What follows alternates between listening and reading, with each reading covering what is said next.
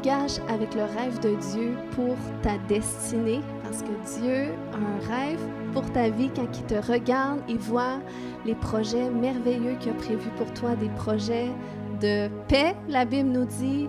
Puis la Bible nous dit que tu as un avenir aussi. Il y a une espérance qui est rattachée à toi. Puis quand Dieu te regarde, c'est ce qu'il voit. Puis son cœur brûle pour que tu rentres dans ces projets-là. Parce que quand Dieu regarde les nations, on a vu ce passage dans les Écritures qui dit que Dieu, du haut des cieux, regarde. S'il y a un homme sur la terre qui est intelligent, un homme ou une femme qui le cherche. Amen. Pourquoi? Parce que Dieu veut travailler en collaboration avec l'homme pour accomplir son plan sur la terre. Parce que Dieu a un plan pour notre génération. Il a eu un plan pour toutes les générations depuis la création, mais encore aujourd'hui. Quel que soit le malheur qu'on entend, quelles que soient les mauvaises nouvelles qu'on entend, Dieu a un plan glorieux. Un plan de rédemption, un plan de transformation. Qui est d'accord pour dire que le monde autour de nous a besoin de transformation? Amen. Il a besoin de vivre cette transformation que seul Dieu peut amener. Cette transformation à laquelle nous avons accès en tant qu'enfants de Dieu. Puis le Seigneur, il désire justement nous transformer, nous aussi, pour nous rendre aptes à répondre à son plan de rédemption qui touche les individus. Quand je parle de nation, on parle de groupe d'individus. Là où est-ce que le Seigneur vous a placé, vous êtes appelés à amener une influence qui va faire en sorte que les gens vont pouvoir s'aligner avec le plan de Dieu. C'est ça de faire des nations, des disciples. C'est pas d'en faire des chrétiens nécessairement. Il dit, faites de toutes les nations, pas des chrétiens, mais des disciples. Des gens qui vont suivre Jésus, qui vont suivre la culture qui est associée à Jésus, qui est associée à son royaume. On est appelé à amener son royaume sur terre, puis à faire en sorte que les gens autour vont s'aligner aussi avec cette culture du royaume. Puis après ça, ils vont se convertir. Après ça, ils vont vivre des expériences avec Jésus. Puis eux aussi, ils vont continuer. Amen. Donc, c'est excitant la vie avec Jésus. On n'est pas là seulement pour réchauffer un banc le dimanche. On est là pour avancer dans une connaissance plus grande du Seigneur Jésus. On est là pour grandir dans ses voies. On est là pour cheminer dans une transformation intérieure, pour voir ses plans s'accomplir dans notre vie puis autour de nous. N'est-ce pas excitant? Suis-tu la seule ce matin qui est enthousiaste? Amen! Donc, Dieu a un rêve pour ta vie. Peux-tu dire à ton voisin, Dieu a un rêve pour ta vie? Amen. Et son cœur brûle pour que tu le découvres. Jésus a dit, quand je serai élevé d'au-dessus de la terre, j'attirerai tous les hommes à moi. Donc, ça nous parle de la passion que Jésus a envers le monde, a envers chaque individu qui se tourne vers lui. Donc, il est passionné pour nous, puis il est passionné pour qu'on rentre nous aussi dans les plans qu'il a prévus pour nous. Amen. Puis, la Bible nous dit aussi dans Psaume 84:5, « Heureux ceux qui placent en toi, en Dieu, leur appui. Ils trouvent dans leur cœur des chemins tout tracés. » Amen. Donc, ces plans-là que Dieu a prévus pour notre vie, ces rêves qu'il a pour nous quand il nous regarde, eh bien, ils sont à l'intérieur de nous. Il les a marqués à l'intérieur de nous. Puis nous, c'est un processus aussi dans lequel on rentre, où est-ce qu'on apprend à découvrir c'est quoi ces sentiers-là que Dieu a prévus pour ma vie. Amen. Est-ce qu'il y a d'autres gens qui peuvent attester ce matin que si vous n'auriez pas rencontré Jésus, vous ne seriez pas là aujourd'hui. Vous auriez peut-être fait autre chose, puis vous seriez dans d'autres sentiers. Donc ça, c'est la vie avec Dieu. C'est une vie qui est palpitante. C'est une vie où est-ce que Dieu nous surprend. Amen. Ça ne veut pas dire que c'est une vie qui est parfaite, que tout va bien, non. Mais qu'est-ce qui est bien, c'est que peu importe les sentiers qu'on emprunte, Dieu est toujours avec nous. Il est là pour nous sortir de nos difficultés. Il est là pour nous soutenir dans nos difficultés, nous fortifier, diriger nos pas. Amen.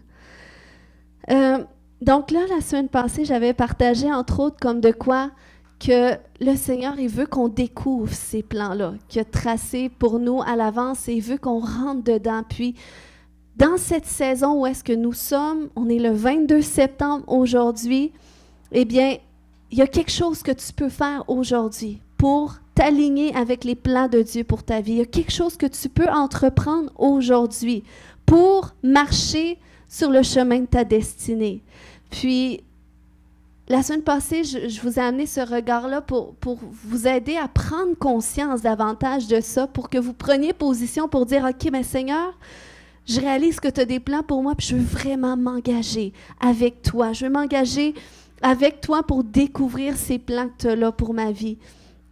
Puis, il y a, pour quelqu'un, entre autres, que ce message a résonné la semaine passée, puis ça l'a poussé lundi matin. J'aimerais ça que Marlène, tu partages qu'est-ce qui s'est passé de nouveau cette semaine que le Seigneur t'a conduit à entreprendre, puis que c'est vraiment une porte extraordinaire. Alors, ça faisait longtemps que je demandais au Seigneur qu'est-ce qu'il attendait de moi. J'étais disponible, puis qu'est-ce qu'il voulait. Donc, ça a pris quand même un certain temps. Mais le Seigneur savait mon petit côté faiblesse pour... moi, j'ai voyagé, je suis allée en Afrique 2 fois, puis j'avais à cœur, en tout cas, j'ai des employés aussi qui sont de plusieurs nationalités.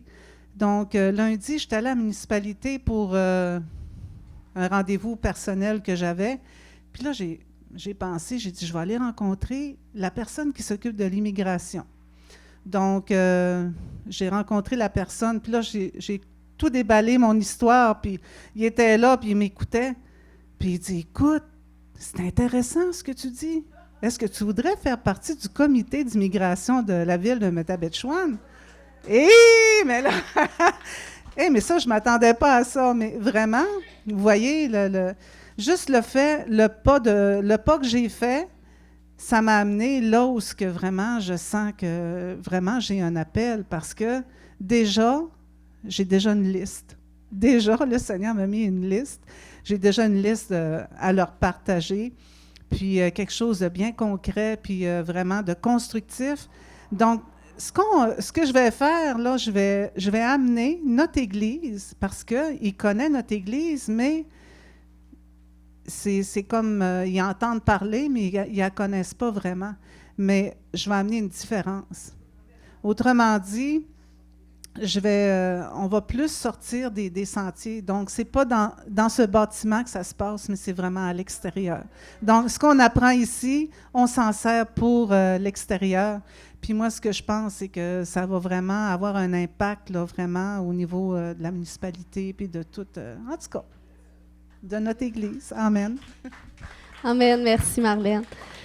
Oui, c'est super bien, puis c'est vraiment une belle porte pour notre Église aussi, parce que même, on était là en tant qu'Église, on priait, mais Seigneur, quelle différence est-ce que tu nous appelles vraiment à faire au sein de la société? Tu sais, on ne veut pas juste, tu sais, l'Église, c'est bien, ça rassemble les croyants, on a vraiment des bons temps ensemble avec le Seigneur, mais comme Marlène a dit, tu sais, on est là pour être équipés, puis pour pouvoir aller transmettre à l'extérieur qu'est-ce qu'on reçoit du Seigneur.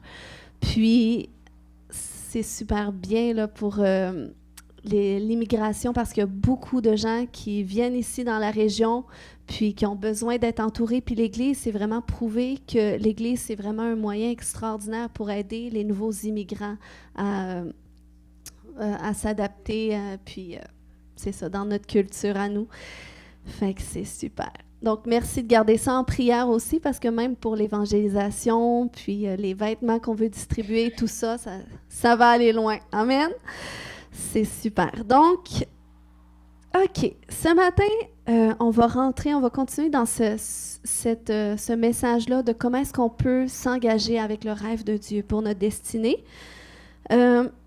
Parce que, vous savez, quand on s'engage avec les choses de Dieu, quand on s'engage avec Dieu, puis qu'on veut s'engager avec le Seigneur pour vraiment le chercher, pour dire, mais Seigneur, qu'est-ce que tu veux accomplir pour ma vie?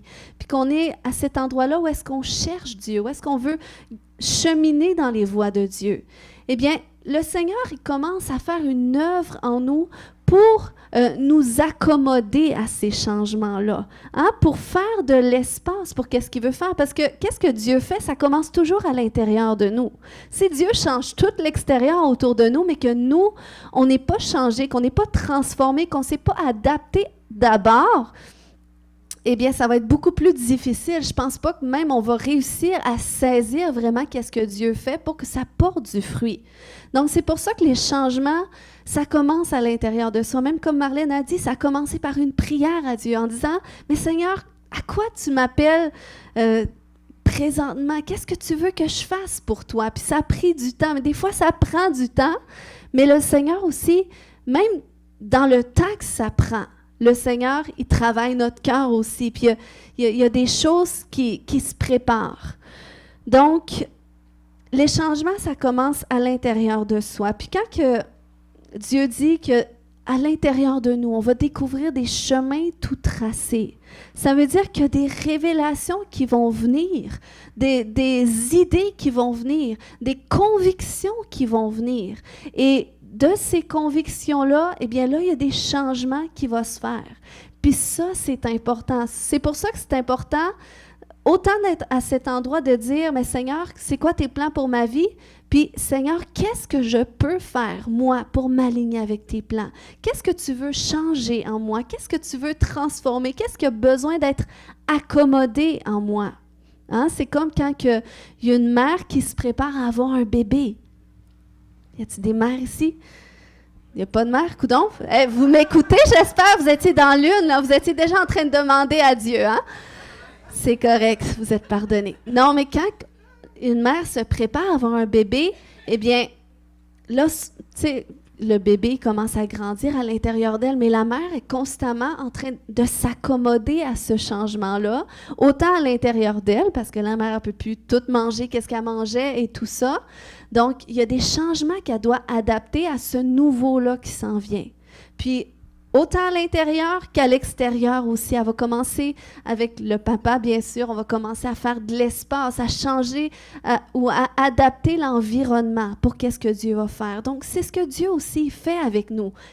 Plus qu'on chemine avec lui, qu'on s'engage avec lui, qu'on cherche à le découvrir et découvrir qu'est-ce qu'il a prévu pour nous, eh bien, là, il y a des choses que ça faisait avant, mais là, on dirait que ça ne fait plus. J'aimais telle chose avant, mais là, on dirait que j'aime moins ça. Donc, tu sais, il y a un changement qui se fait au niveau des intérêts, au niveau de nos visions, et ça, c'est tout le réalignement que le Seigneur fait en nous. Donc, c'est nécessaire, puis parfois, ça peut occasionner certaines tensions, hein? Parfois des inconforts, même parfois à l'extérieur de nous, ça va occasionner des luttes parce que là, on va voir des choses qu'on ne voyait pas avant et là, ça fait partie du processus de transformation.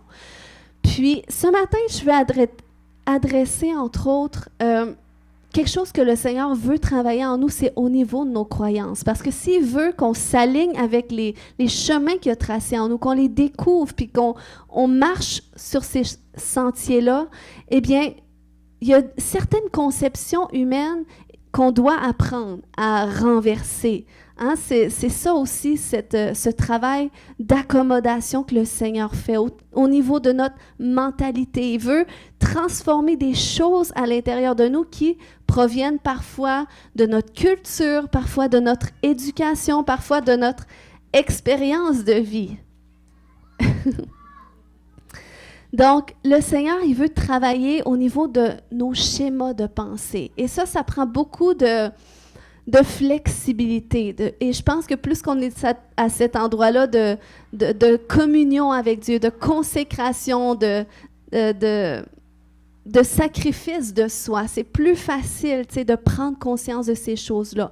Mais je vais quand même ce matin, un petit peu plus tard, en mettre en lumière, par exemple, un schéma de pensée. Mais dans la Bible, selon le monde, on peut appeler ça des croyances limitantes. Vous avez déjà entendu ce terme, des croyances limitantes. Mais dans la Bible, on parle de ce terme-là comme des forteresses. Puis à un moment donné, l'apôtre Paul, il a mentionné qu'en effet, les Corinthiens, à un certain moment donné, il y avait des pensées qui étaient purement humaines, qui étaient totalement désalignées d'avec l'Esprit de Dieu. Et c'est là que Paul dit, écoute, ça, c'est des forteresses. Puis moi, ces forteresses-là, eh bien, je les combats pas avec des armes charnelles. C'est pas un combat contre la chair, mais avec des armes qui sont puissante, avec la parole de Dieu qui est puissante pour renverser des forteresses, des fausses mentalités ou des mentalités ou des pensées limitantes. Donc, c'est ce qu'il a dit, par exemple, dans 2 Corinthiens 10, au verset 4 et 5, il dit « Car les armes avec lesquelles nous combattons ne sont pas simplement humaines, elles tiennent leur puissance de Dieu, qui les rend capables de renverser des forteresses. » Oui, nous renversons les faux raisonnements. Donc, c'était ça, les forteresses. Ainsi que tout ce qui se dresse présomptueusement contre la connaissance de Dieu, et nous faisons prisonnière toute pensée pour l'amener à obéir à Christ. Donc, vous voyez, il y a ce travail-là qui doit se faire dans nos pensées. Quand on voit que, attends une minute, il y a des choses que j'ai du mal à saisir, selon le fruit que je porte, ou j'ai du mal peut-être à marcher dans l'amour, j'ai du mal à porter le fruit de l'esprit. Donc, est-ce qu'il y a des pensées en moi qui s'élèvent contre la connaissance de Dieu, qui ont besoin d'être renversées? Puis, c'est ça, quand on parle de pensée, dans le grec, on parle de noéma. On parle d'une perception mentale ou un mauvais dessein ou qu'est-ce qui vient de l'entendement ou de l'intelligence. Donc, c'est pour ça que l'apôtre Paul, il dit, moi, je viens renverser ces pensées-là. Je viens renverser tout ce qui se dresse contre la parole de Dieu, contre la volonté de Dieu. Et je l'amène prisonnier pour qu'il s'aligne avec la pensée de Christ. Donc, c'est un petit peu ça qu'il dit, je paraphrase. Mais ça, c'est nécessaire. Cette transformation-là que le Seigneur doit faire au niveau de notre pensée pour qu'on saisisse ses plans puis qu'on s'aligne avec, c'est nécessaire. Donc, c'est un cheminement. Puis, c'est ça, finalement. Quand il parle d'être transformé par le renouvellement de notre intelligence, dans Romains 12, 2, où est-ce que ça dit « Soyez transformés par le renouvellement de l'intelligence afin que vous discerniez quelle est la volonté de Dieu. » Donc, vous voyez, c'est vraiment nécessaire. Puis, comment est-ce qu'on fait ça? C'est aussi simple qu'avec la parole de Dieu. C'est pas plus compliqué que ça. C'est vraiment à travers cette habitude que tu développes et cet amour que tu développes pour la parole de Dieu. Il y a ce renouvellement qui va se faire dans ton intelligence. Parce que la Bible nous dit également dans Hébreux 4.12 que la parole de Dieu, elle est pleine de vie et de puissance. Dans la version parole vivante, elle reste toujours en vigueur. Elle est plus incisive qu'aucune épée à double tranchant. OK? Ça, c'est la parole de Dieu. Lorsqu'on la lit, c'est ça que ça fait. Ça dit, elle est plus incisive qu'aucune épée à double tranchant et elle pénètre jusqu'aux profondeurs de l'être. Donc, quand tu la lis, là, c'est ça qui se passe en esprit. Et là, ça dit qu'elle pénètre jusqu'aux profondeurs de l'être, articulation et moelle de notre vie intérieure, jusqu'à la ligne de séparation entre la vie de l'âme et celle de l'esprit. Elle discerne et révèle les sentiments et les penchants du cœur et elle juge. Et quand on parle de juge, on parle d'arbitre. La parole de Dieu, dans le grec, ça nous parle d'arbitrer. Elle vient arbitrer les sentiments, les penchants de nos cœurs, les pensées et les intentions les plus secrètes. Donc, vous voyez pourquoi il y a autant de croyants qui ont de la difficulté à lire la parole de Dieu. Parce que le diable, il veut pas. Il veut vous rendre distrait, vous rendre trop occupé, vous rendre désintéressé de la parole de Dieu. Parce qu'il sait la puissance qui s'en dégage. Jésus, quand il a chassé le diable, le combat qu'il a mené dans le désert, après son 40 jours de jeûne, eh bien, c'est avec la parole de Dieu. Il n'a pas commencé à élever 50 prières de délivrance, puis à répéter 50 fois qu'il chassait le diable. C'est avec la parole de Dieu. Donc, elle est puissante. J'aime ça, prêcher avec ça, non? Mais on va montrer un petit exemple ce matin. J'aimerais ça. Peut-être s'il y a un couple qui peut venir, parce que je veux montrer la proximité. Y a-t-il des couples? Il n'y a pas de couple? Coudon? Sont où vos maris, vos femmes? OK. 3 personnes, c'est pas grave, on fera certains espaces. 3 personnes. Est-ce que 3 personnes peuvent venir ce matin? Je veux juste montrer l'alignement, OK, que ça fait. Bon, j'en ai une ici. Allez hop, allez hop. Ça va vous réveiller un peu à matin. Donc, tu peux te placer ici. Alors, ici, là, on a... OK, tu peux te tourner. Oui, comme ça. Ça, c'est l'âme qui est ici, OK? Puis l'âme, c'est comme notre corps est comme ici placé là, puis c'est le récipient de notre âme, OK? L'âme, on sait que c'est ça qui nous fait vivre, OK? Oui, merci, Suavis.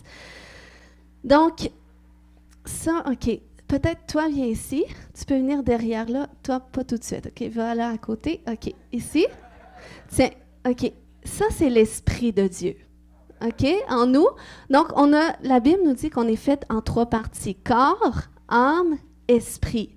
Puis, lorsqu'on accepte Jésus dans notre vie, eh bien, l'Esprit de Dieu qui était pas là, qui était comme mort, notre esprit n'était pas vivant. OK? Mais du moment qu'on accepte Jésus dans notre vie, bien là, le souffle de Dieu, il ramène la vie à notre esprit. Donc, c'est pour ça que là, c'est le Saint-Esprit qui nous donne la vie, c'est lui qui nous conduit. Puis, c'est là qu'on devient le corps, âme, esprit. L'âme, c'est le siège de nos pensées, nos émotions, notre volonté. Donc ça, c'est toute notre âme qui contient ça. Puis là, on a notre corps qui nous conduit, mais aussi l'aspect de chair aussi qui est là, qui est à cause du péché, qui est mort dans la chair. Bien là, nous, on essaye d'amener notre âme à faire ce qui est contraire à Dieu, tandis que l'Esprit de Dieu, lui, cherche à nous ramener. Il cherche à nous amener à vivre en alignement avec Dieu, dans les plans de Dieu et tout ça. Mais là, la Bible dit que dans notre âme, qu'est-ce qui se produit? C'est qu'il y a des forteresses qui viennent. Tu peux venir maintenant. Forteresses. Donc, il y a des forteresses qui viennent entre l'âme et l'esprit, qui viennent s'opposer à qu'est-ce que Dieu aimerait faire à l'intérieur de nous. Donc ça, c'est comme si c'est tout dans un corps. Et là, nous, ces forteresses-là, souvent, on ne les voit pas. Pourquoi? Parce qu'on est familier. Ça vient de notre culture, de la façon qu'on a été élevé. Ça vient de l'éducation, les expériences de vie, où est-ce qu'on a forgé des mentalités, des façons de voir les choses. Et ces choses-là, ça nous empêche. Ça empêche l'Esprit de Dieu de venir déverser dans l'âme qu'est-ce que les chemins qui ont été tout tracés, parce que c'est au niveau de l'âme que le Saint-Esprit va venir déverser ça. Donc, c'est pour ça que lorsqu'on lit la parole de Dieu, qu'est-ce que ça fait? C'est que là, la Bible a dit que ça vient séparer. Ça vient faire une séparation à l'intérieur de nous par rapport à qu'est-ce qui est des forteresses, des pensées qui s'élèvent contre la connaissance de Dieu, contre la volonté de Dieu, pour ramener en alignement notre âme avec la pensée de Christ. Donc, c'est ce que ça fait, ça les renverse. C'est pour ça que lorsque vous lisez, ça a l'air simple. On pense qu'on lit juste un passage ou une histoire des faits qui se sont passés à travers l'histoire, mais non. C'est Dieu a soufflé à travers sa parole. Ça détient le souffle de Dieu. Donc, lorsque tu lis la parole de Dieu, eh bien, c'est ça que ça fait, le souffle de l'Esprit en toi. En plus, ça dit, OK, que la parole de Dieu, c'est l'épée de l'Esprit. Donc, le Saint-Esprit, quand tu lis la parole, lui, il est content parce que c'est comme si, là, il vient à l'intérieur de toi, il vient séparer qu'est-ce qui ne devrait pas être là en toi qui s'élève contre la connaissance de Dieu. Et là, ça permet que tu puisses marcher en alignement avec qu'est-ce que Dieu veut, avec sa volonté pour ta vie. Parce que c'est dans ton âme qui va imprégner ça, c'est dans tes désirs. Hein? La Bible dit de faire de l'Éternel nos délices et qui va nous donner ce que notre cœur désire. Mais quand on fait de l'Éternel notre délice, c'est qu'on engage nos émotions, on engage notre passion envers Dieu. Donc ça vient de l'âme. Mais pour ça, c'est un cheminement qui nécessite que la parole de Dieu fasse cette œuvre de renouvellement en nous, où est-ce qu'elle va attaquer les forteresses, où est-ce qu'elle va les renverser, et que l'Esprit de Dieu, il va pouvoir te conduire selon la pensée de Christ. Est-ce que c'est clair ce matin? Amen? C'est bon, on peut les applaudir.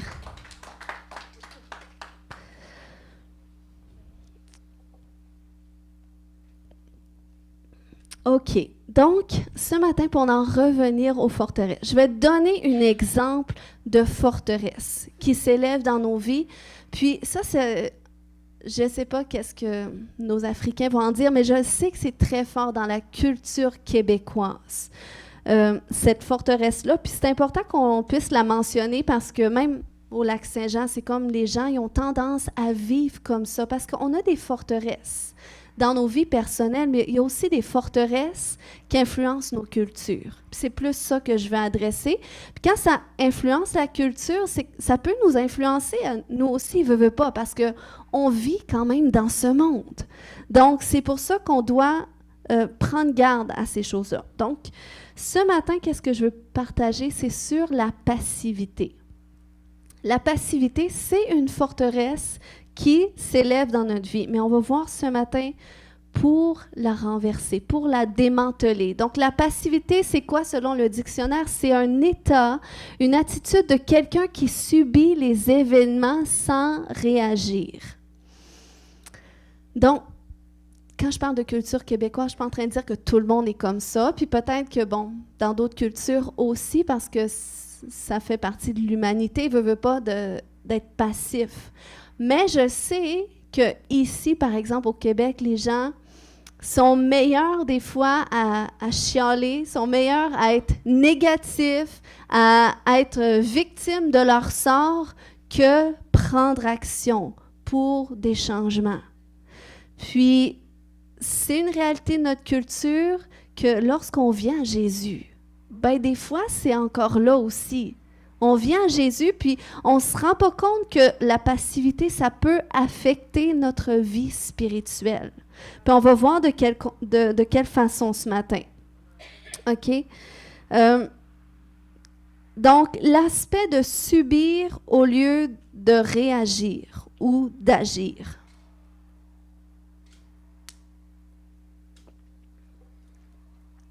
J'ai marqué d'agir parce que réagir, on peut être bon pour parler de qu'est-ce qui ne va pas et tout ça, de qu'est-ce qui devrait changer, mais être peu actif. Puis ça, c'est vraiment quelque chose que le Seigneur veut transformer à l'intérieur de nous. On sait que la religion catholique a été très forte dans notre culture, puis ça a aidé des gens à travers les générations à tenir le coup malgré leurs difficultés, mais ce n'est pas la religion qui les a sauvés nécessairement de leurs difficultés. Juste Jésus peut sauver, mais sinon, ça peut aider. Mais sinon, dans le monde, quand on regarde autour de nous, les gens ils ont de multiples moyens pour camoufler leur souffrance, pour les aider justement à subir, parce que à part Christ, il n'y a pas vraiment d'espérance de transformation. Il y a des gens qui réussissent à s'en sortir, puis c'est merveilleux.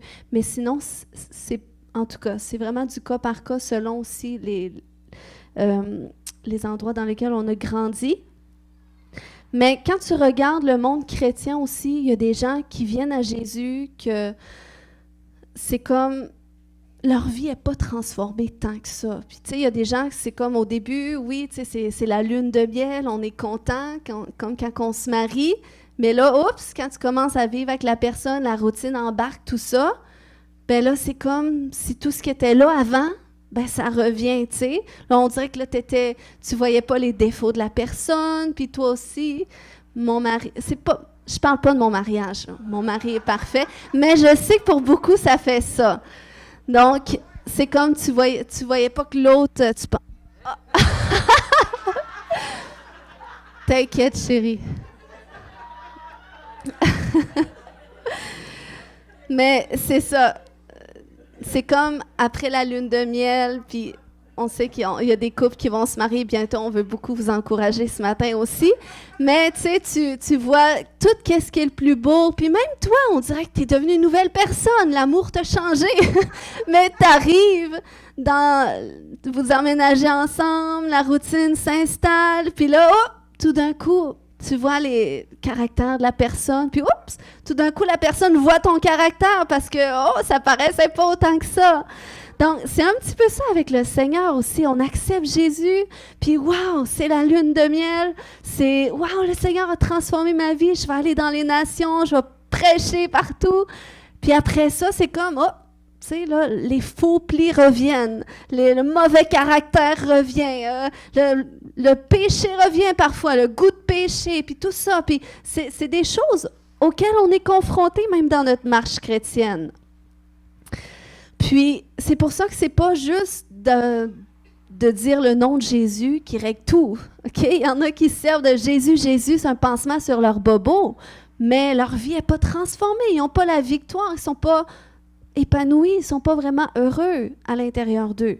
Donc, c'est pour ça que le Seigneur, OK, il veut nous amener justement à cet endroit-là de réaliser qu'on peut vivre plus avec lui, puis qu'on peut vivre plus, quelles que soient nos circonstances. Il y a quelque chose de plus pour nous. C'est pas juste sa présence. Parce qu'à un moment donné, justement, pour en venir à cet exemple biblique, à un moment donné, la Bible nous dit que Jésus, il se promenait à travers le monde et là, qu'il y avait une foule qui pressait Jésus. Donc, les gens étaient contents, ils suivaient Jésus, ils voulaient être avec lui, ils voulaient recevoir de lui. Puis, à un moment donné, il y a quelque chose qui se passe où est-ce que Jésus sent qu'il y a une force qui sort de lui. Et là, il commence à se tourner, il dit, « Mais c'est qui m'a touché? » Puis là, ses disciples disent, « Mais maître, il dit, ça fait pas de sens ce que tu dis, tout le monde te touche depuis tantôt. Tu es pressé de partout, puis tu dis, c'est qui m'a touché? » Mais Jésus, il dit, « Oui, mais il y a quelqu'un qui m'a touché d'une façon particulière. Il y a quelqu'un qui est venu chercher quelque chose, puis il y a quelque chose qui est ressorti de moi. J'ai répondu à un besoin à quelque part, puis c'est la personne elle-même qui a initié ce changement-là, cette chose-là. » Donc, c'est là que Jésus commence à regarder, mais c'est qui m'a touché? Et parfois, c'est ça, dans notre vie chrétienne, on est là, on vient à l'église, on fait qu'est-ce qu'on doit faire pour être des chrétiens, mais on ne va pas vraiment chercher la plénitude de qu'est-ce qu'on pourrait aller chercher. Tandis qu'il y avait une dame qui vivait une condition difficile. La Bible nous dit qu'elle avait une perte de sang depuis 12 ans. Puis, elle avait tout fait qu'est-ce qu'elle pouvait pour s'en sortir. Elle était allée auprès des médecins, avait dépensé tout son argent, puis elle était condamnée à vivre comme ça. Selon le monde, il n'y avait plus de solution. Mais quand elle a entendu parler de Jésus, elle a dit, « Écoute, si cet homme sait bien qu'est-ce que j'entends dire qu'il est, eh bien, moi, je vais juste aller vers lui, je vais le toucher sans même qu'il me voie, sans même qu'il sache d'où ce que je viens, puis je vais être guérie. » Donc, vous voyez la disposition de son cœur, la foi en action. Elle a refusé de subir son sort et elle a agi simplement sur sa foi. Donc, c'est ce que le Seigneur veut aussi qu'on fasse.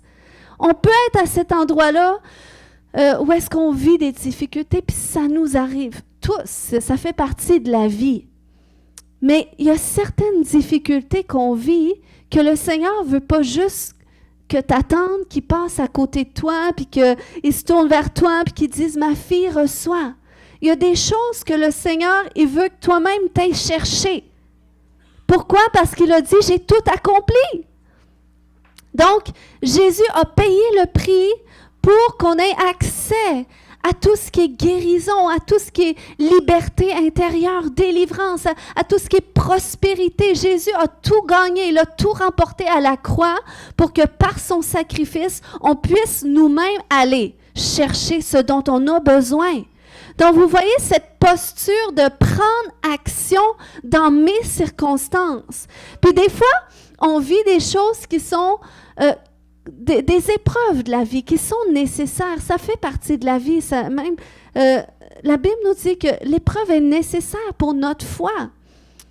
Mais quand on vit des épreuves, on n'est pas appelé à les vivre en posture de victime, puis où est-ce qu'on dit, mais Seigneur, où est-ce que tu es? Pourquoi tu as permis que ça arrive? Pauvre de moi, et ci et ça. Ça peut arriver, mais ça c'est qu'est-ce que ça fait? C'est que ça va occasionner du découragement. Ça va occasionner parfois de la dépression. Ça va faire en sorte que tu ne seras pas bien, que tu vas avoir du mal à voir l'espérance pour un changement dans ta circonstance. Tandis que si tu es à cet endroit où est-ce que tu as vraiment appris, OK, tu le sais qu'en Jésus, tu as accès à tout ce dont tu as besoin, eh bien, ça va te donner la force, en te confiant en lui, ça va te donner la force de persévérer quelles que soient les circonstances et de savoir que oui, présentement, c'est difficile, mais je vais continuer à chercher Jésus jusqu'à ce que je le touche et que j'aie reçu qu'est-ce qu'il a déjà remporté pour moi à la croix. Et on doit, en tant qu'enfant de Dieu, sortir de la passivité et commencer à agir sur nos circonstances en alignement avec qu'est-ce que la Bible nous dit. Selon la parole de Dieu, c'est notre arme. Amen. C'est une fausse, inquiétez-vous pas. Donc, ce matin, on va déclarer ensemble, je renonce à subir et je choisis maintenant d'agir jusqu'à ce que je saisisse ce que Christ a remporté pour moi. On va leur répéter. Je renonce à subir et je choisis maintenant d'agir jusqu'à ce que je saisisse ce que Christ a remporté pour moi. Amen. OK, donc, deuxième point que je veux partager sur la passivité, que ça peut nous amener, c'est le fait d'abandonner plutôt que persévérer. Donc, ça fait partie de la passivité, subir au lieu d'agir. Donc, c'est presque d'autres termes pour expliquer un peu qu'est-ce que c'est.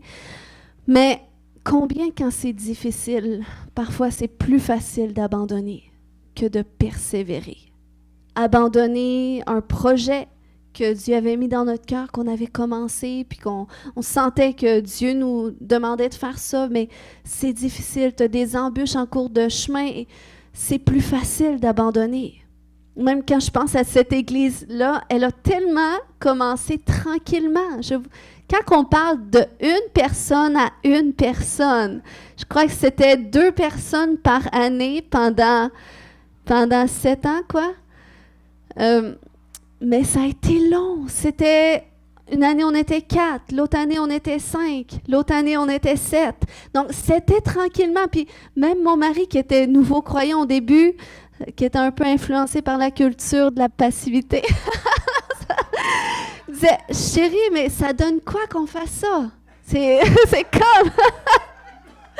Non, mais c'est vrai. Quand tu vois pas le fruit, c'est comme, c'est long, parce qu'il y a un temps où est-ce que tu dois défricher le jardin. Et moi, quand je vois mon beau-père qui ont tellement des beaux légumes dans leur jardin, puis ça a été long, 3-4 ans, des années pas de légumes. Non, j'abandonne. Des fois, on abandonne parce que, bon, on profite de qu'est-ce que les autres ont, puis c'est correct. Des fois, Dieu nous appelle aussi à abandonner des fois. Mais là, je parle au niveau de la passivité. Quand tu es appelé à entreprendre des choses, mais c'est difficile, tu ne vois pas de fruits, tu sais, faut que tu défriches beaucoup, mais c'est plus facile de tout laisser tomber puis de dire, écoute, tu sais, je m'en vais dans une autre direction. Ou, tu sais, quand ça va mal dans tes relations, quand ça va mal dans ton couple, la culture d'aujourd'hui, la séparation, le divorce, c'est quelque chose de commun. C'est plus facile d'abandonner une relation que de persévérer.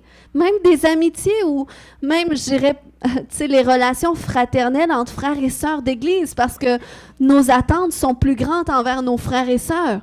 Donc, quand on vit une offense, eh bien, de couper la relation, c'est plus facile que de choisir d'aimer, de choisir de persévérer, même si j'ai été blessée. Donc, le Seigneur, je crois qu'il nous veut à cet endroit où est-ce qu'on va apprendre à persévérer plutôt qu'abandonner. Moi, je sais aussi, je suis pas parfaite, je parle de mon mari, mais je suis pas parfaite. Non, j'ai eu des moments aussi que j'étais tentée d'abandonner dans des choses que, pour moi, c'était difficile. Puis, je peux dire aujourd'hui avec du recul que quand j'étais tentée d'abandonner, c'était beaucoup parce que j'étais focusée sur mes problèmes autour, associée à la conscience de mes incapacités, puis de mes peurs aussi qui parlaient dans tout ça.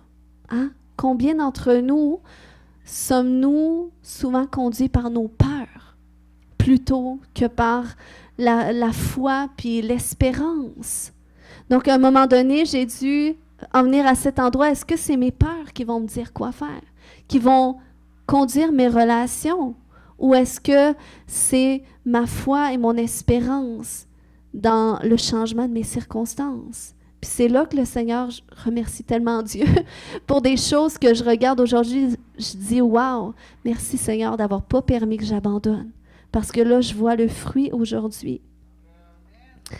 Puis, par rapport à nos relations, ce matin aussi, le fait d'abandonner plutôt que persévérer, quand on choisit l'espérance pour le changement de nos relations, parce que, vous savez, la relation, c'est tellement important, notre relation avec notre prochain. On sert un Dieu de relation, c'est pas une religion. Vous n'êtes pas rentré dans une religion. Vous avez fait la connaissance de Dieu, puis qu'est-ce qu'il veut? C'est une relation avec vous. Puis cette relation-là, il veut qu'on la vive les uns avec les autres, une relation d'amour, une relation qui est authentique. Puis c'est un cheminement aussi d'apprendre à développer des relations saines. Mais par expérience, c'est aussi associé à ce que la parole de Dieu nous dit. Qu'est-ce qui nous aide à développer des meilleures relations, qui nous aide à persévérer, à marcher dans l'amour même quand c'est difficile? C'est quand on apprend à passer de la paille à la poutre. Pour ceux qui ne savent pas trop ce que je veux dire, j'ai pris ça dans Matthieu 7, au verset 4 et 5, qui dit « Comment peux-tu dire à ton frère, laisse-moi ôter la paille de ton œil, toi qui as une poutre dans le tien? » Je peux dire, la première fois que j'ai lu ça, j'ai fait « Ouch! » Hypocrite, ôte premièrement la poutre de ton œil, et alors tu verras comment ôter la paille dans l'œil de ton frère. C'est tellement important parce que la passivité nous amène à voir le problème plus chez les autres que le nôtre. Mais Dieu veut nous amener à cet endroit où est-ce que, OK, je vois la paille dans l'œil de mon voisin, mais moi maintenant, c'est quoi la poutre qui est dans le mien? Toutes les fois, je vous dis, c'est presque automatique. À toutes les fois, on est humain. Donc, à toutes les fois qu'il y a une pensée comme ça qui pourrait me venir, Dieu la retourne vers moi. Pourquoi? Parce que je me suis exercée à ça. Je pense que c'est un bon exercice. Mais où est-ce que tu apprends justement à revenir à toi puis à dire, OK, ben Seigneur, il y a peut-être quelque chose que tu veux travailler. Si j'ai eu cette pensée-là négative envers mon prochain, qu'est-ce que tu veux travailler dans mon cœur? Quelle est la poutre que tu veux enlever dans mes yeux? Puis, c'est ça dans le fond, parce que quand tu persévères dans tes relations, tu découvres que c'est toi qui dois t'adapter plutôt qu'attendre que les autres s'adaptent à toi. Fait que si c'est toi qui dois t'adapter, qui dois t'ajuster, c'est là que tu rentres dans cet endroit où est-ce que tu découvres qu'est-ce que tu dois travailler en toi. Puis c'est dans cette posture qu'il y a vraiment une grâce extraordinaire de Dieu qui se déploie. Parce que lui-même, il a dit qu'il résiste aux orgueilleux, mais qu'il fait grâce aux humbles. Donc à ceux qui s'humilient, à ceux qui réalisent, ouais, j'ai eu des lacunes encore. Seigneur, j'ai pas fait qu'est-ce que je devais faire. Il faut que tu m'aides. Il faut que tu m'aides à comprendre c'est quoi qui s'élève comme une forteresse dans mes relations, dans mes comportements. Puis c'est quand tu commences à le faire que le Seigneur, il déverse sa grâce sur toi, qui vient te transformer, qui vient justement changer ta façon d'être, changer ta façon de te voir puis de voir les autres. Puis, qu'est-ce qui est extraordinaire, c'est que là, tu apprends à vivre vraiment sous le sceau de grâce de Dieu, où est-ce que tu réalises que, wow, tu sais, moi, je suis imparfaite, mais malgré mes lacunes, Tu sais, Dieu m'aime toujours autant. Dieu est toujours aussi proche de moi, puis Dieu est toujours autant engagé dans ma relation. Puis quand tu commences à vivre comme ça fait en sorte que tu es capable de faire grâce à d'autres aussi. Quand ils sont difficiles, quand ils t'ont manqué de respect, quand ils t'offensent, quand ils sont injustes, eh bien, tu te rappelles que je ne suis pas parfait non plus. Je ne suis pas parfait non plus. Dieu me fait grâce. Dieu me pardonne constamment. Fait que c'est plus facile de donner la grâce à d'autres aussi parce que c'est faire grâce aux autres. Quand les autres sont méchants, sont injustes, sont offensants, on leur fait grâce en continuant de maintenir la relation. Puis ça, c'est un des plus grands défis, de protéger nos relations. Mais parce qu'on ne veut pas être des chrétiens qui sont passifs, mais on veut être actifs dans notre transformation intérieure. Pourquoi? Parce que les plans que Dieu a pour moi, l'Esprit de Dieu, il habite en moi. Et moi, je veux qu'il déverse ses plans dans mon cœur. Je veux qu'il les traduise dans mon âme. Je veux que mon âme parvienne à traduire le cœur de Dieu. Donc, pour ça, eh bien, je veux être active. Je veux renoncer à la passivité, renoncer au désir d'abandonner, renoncer à cet aspect de voir tout ce que les autres doivent changer. Puis moi, je veux commencer à changer plus. Amen? Donc, ce matin, déclarez avec moi, je renonce à fuir mes difficultés et je choisis de les affronter. Je choisis de passer de la paille à la poutre et affronter ce qui doit changer en moi. Ainsi, j'active la grâce de Dieu dans ma vie qui m'aide à avancer et à faire grâce aux autres. Amen. Alléluia. Donc, c'est un processus, c'est un cheminement, c'est pas juste on déclare tout est réglé, mais c'est vraiment de prendre conscience. Puis le Seigneur veut nous amener dans cette plus grande conscience de soi, conscience de ses pensées, conscience de l'état de notre âme, pour qu'il puisse nous transformer, pour qu'il puisse nous renouveler. Puis lorsqu'on lit la parole de Dieu, ça nous aide. Ça nous aide. On peut lire des super bons livres sur la psychologie qui vont aider dans nos croyances limitantes selon le monde.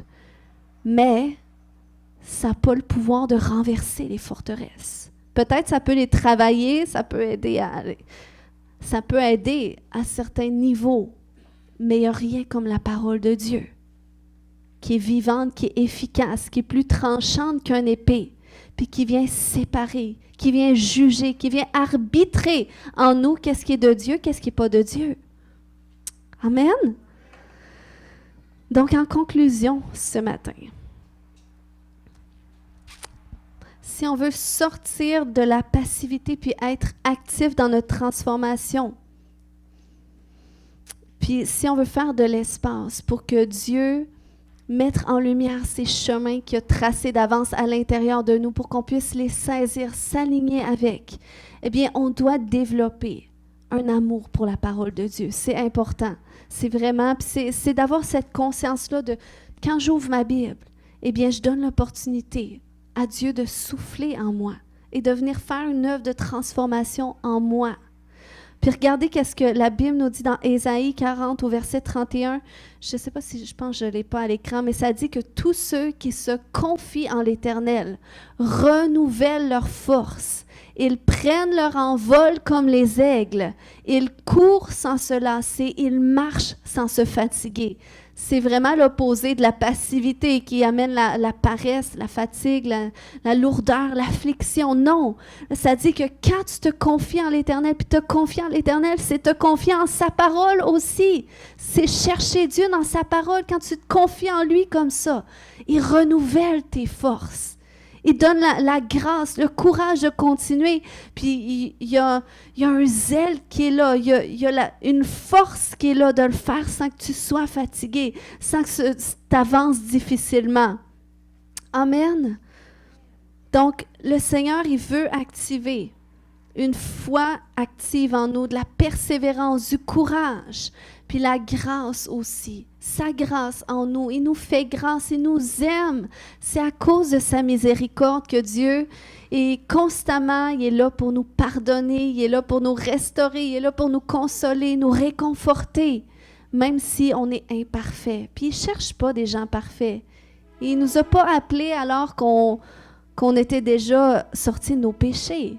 Quand Christ est venu nous chercher, combien étaient dans le péché, puis combien peut-être n'auraient même pas tendu, on ne saurait pas tendu notre propre main à la place de Dieu, OK?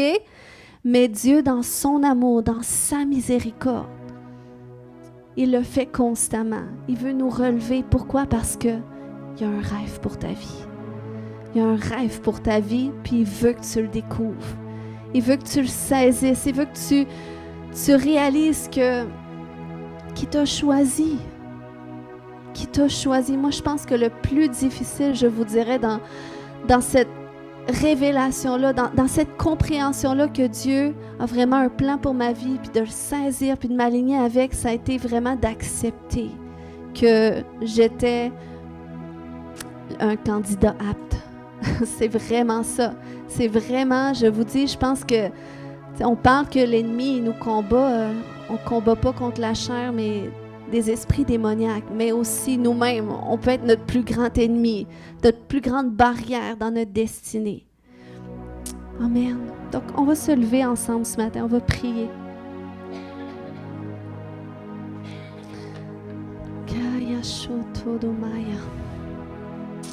Alléluia, Seigneur, tu es tellement bon. Je te remercie pour ta parole, Seigneur Dieu. Vous savez, on parle de mentalité, on parle de transformation. On ne peut pas changer une mentalité sans en adopter une autre. Donc, d'où le fait que c'est vraiment à travers la parole de Dieu que ça se fait, à travers ta connaissance, la révélation que tu développes dans ta lecture des Écritures, dans ta connaissance de Dieu. C'est vraiment ça qui va changer tes pensées, changer ton cœur, puis vraiment t'aligner. Seigneur, je veux prier pour chaque personne ce matin. Tu as des plans extraordinaires pour sa vie, Seigneur Dieu, pour chaque individu. Tu as des plans extraordinaires. Seigneur, tu désires, Papa. Tu désires, Seigneur Dieu, les déposer en nous, Seigneur. Tu désires, Père, plutôt que notre âme en prenne conscience. Parce que tu désires, oui, Seigneur, purifier le filtre de notre âme, Seigneur Dieu, pour que notre volonté s'aligne avec la tienne, pour que nos désirs s'alignent avec les tiens. Seigneur, c'est là que tu veux nous transformer aussi. Seigneur, je te remercie pour l'œuvre de transformation que tu as commencée dans chaque vie, Seigneur, jusqu'à aujourd'hui. Je te remercie, Seigneur Dieu, parce qu'il y a plus. Tu veux, Papa, qu'ils passent de la passivité à la proactivité, Seigneur Dieu. Tu veux qu'ils saisissent et qu'ils initient eux-mêmes le changement de certaines circonstances dans leur vie. Tu veux que toi-même, Seigneur Dieu, à certains endroits, qui sautent dans la barque et qui avancent, Seigneur Dieu, qui avancent vers le large. Quelle que soit la tempête en chemin, Jésus, tu nous donnes l'autorité. Tu nous donnes l'autorité, Seigneur, contre tout vent et marée. Donc, Seigneur, Père, je te remercie. Il y a une confiance ce matin que le Seigneur déverse dans les cœurs.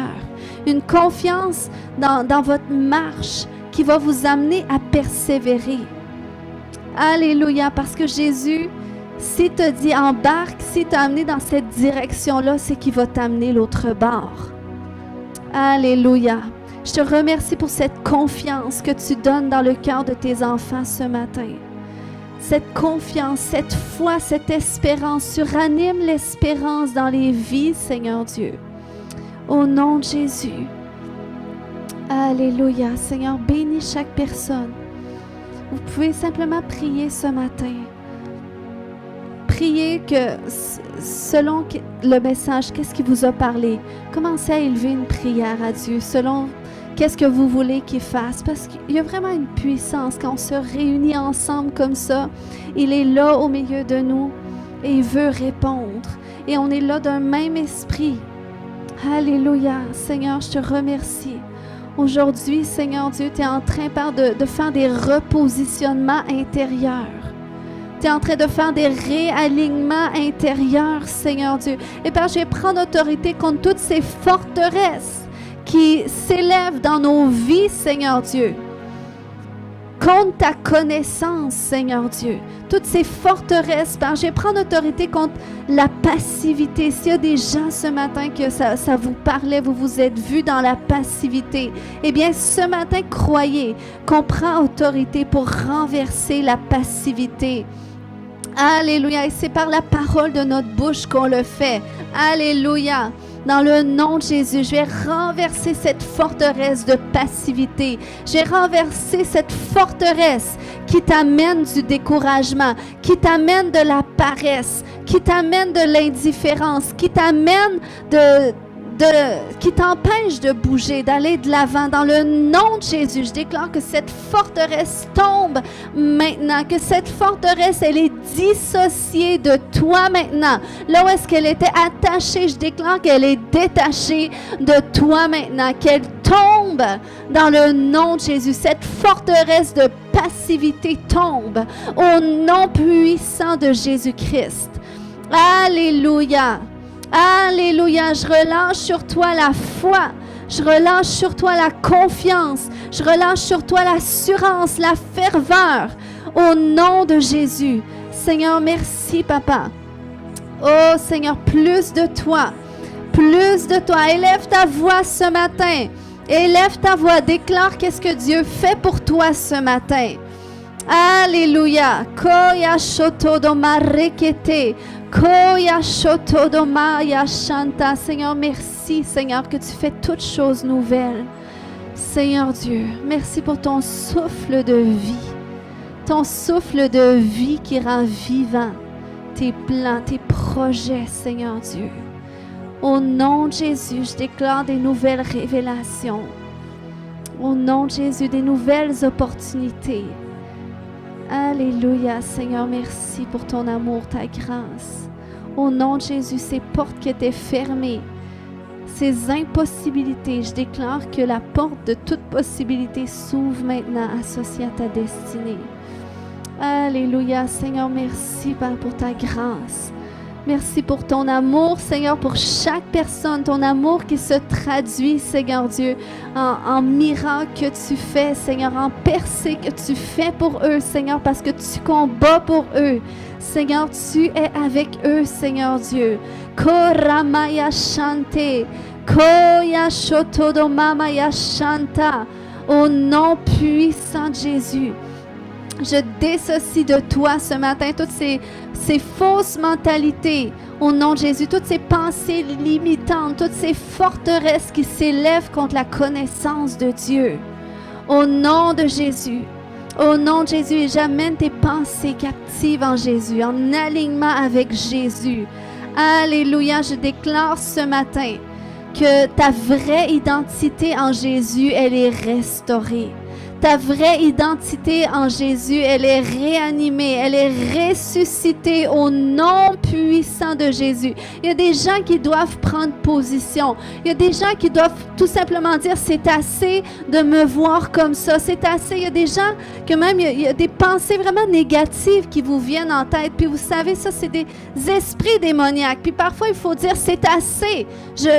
Je brise toute association avec ces pensées-là. Je les rejette au nom de Jésus. C'est assez maintenant. Puis il faut déclarer qui vous êtes en Jésus. Déclarer que vous avez été choisi, que vous êtes merveilleux, une créature merveilleuse. La Bible dit, au nom de Jésus, je vais renverser cette fausse identité de toi maintenant dans le nom de Jésus. Alléluia. J'ai renversé cette fausse identité avec ces pensées qui t'amenaient des critiques, la critique de soi, la haine de soi, le rejet de soi. Je brise ces choses maintenant dans le nom de Jésus. Et je déclare que tous les esprits associés te quittent maintenant. Au nom de Jésus. Alléluia. Alléluia. Tu reçois la liberté maintenant. Tu reçois la liberté maintenant. Tu reçois la liberté maintenant, au nom de Jésus. Alléluia. Alléluia. Vous allez voir, il y en a que ça va vraiment se passer dans votre lieu secret avec le Seigneur, dans vos temps d'intimité avec lui, où est-ce qu'il va vraiment déverser son amour en vous d'une façon que ça va vraiment changer votre image, votre façon de vous voir, puis votre façon de penser. Puis il y a des gens que le Seigneur vous appelle tout simplement à cet endroit-là. Viens me rencontrer dans ma présence. Puis il y a des choses qui vont commencer. Amen. Parce que la révélation de notre destinée, ça commence aussi par la révélation de notre identité, qui nous sommes réellement en tant qu'enfant de Dieu, en tant que fils et fille de Dieu, qui je suis pour mon papa, comment mon papa me voit. Amen. Acclamons le Seigneur ce matin pour ses bontés.